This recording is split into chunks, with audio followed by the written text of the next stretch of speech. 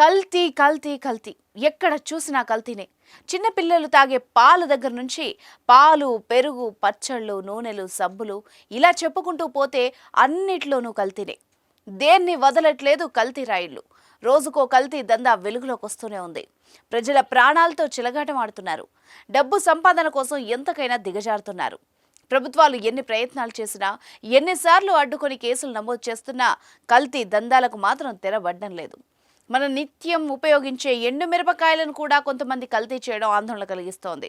ఎర్రటి రంగులో తలతలా మెరిసేందుకు వాటికి రంగు నద్దుతున్నారు కల్తీ రాయుళ్లు. సుమన్ టీవీ కరీంనగర్ వారి ఆధ్వర్యంలో శివరాత్రి సందర్భంగా మహా శివోత్సవం ప్రెజెంటెడ్ బై ఆర్కే ఈవెంట్స్ మార్చి 8 సాయంత్రం 6 గంటల నుంచి కరీంనగర్లోని SRR కళాశాల గ్రౌండ్స్ లో.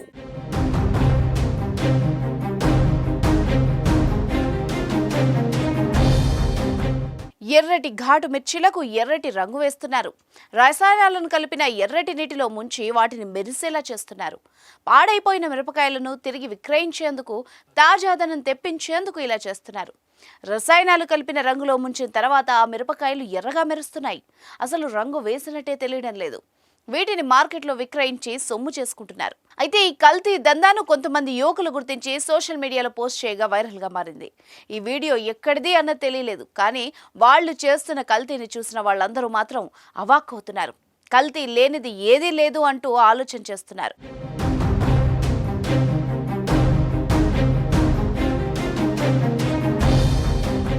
ఒకప్పుడు కొన్ని పదార్థాలు మాత్రమే కల్తీకి గురయ్యేవి. కాదేది కల్తీకి అనర్హం అంటూ రెచ్చిపోతున్నారు. పండ్లు కూడా కొన్ని రకాల రసాయనాలను ఉపయోగించి పండేలా చేస్తున్నారు.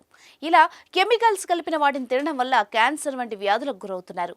పోలీసులు ఎన్ని జాగ్రత్తలు తీసుకున్నా, ఎన్ని దాడులు చేసినా కూడా కల్తీదారులు మాత్రం తమ పద్ధతులు మార్చుకోవడం లేదు. కల్తీ చేసిన ఆహారం కల్తీ లేని ఆహారం కంటే చౌకగా విక్రయించడంతో అసలు విషయం తెలియని ప్రజలు వాటి వైపే మొగ్గు చూపుతున్నారు. కల్తీ దందాపై అధికారులు దృష్టి సారించి ప్రజల్ని రక్షించాలని డిమాండ్లు వ్యక్తం అవుతున్నాయి.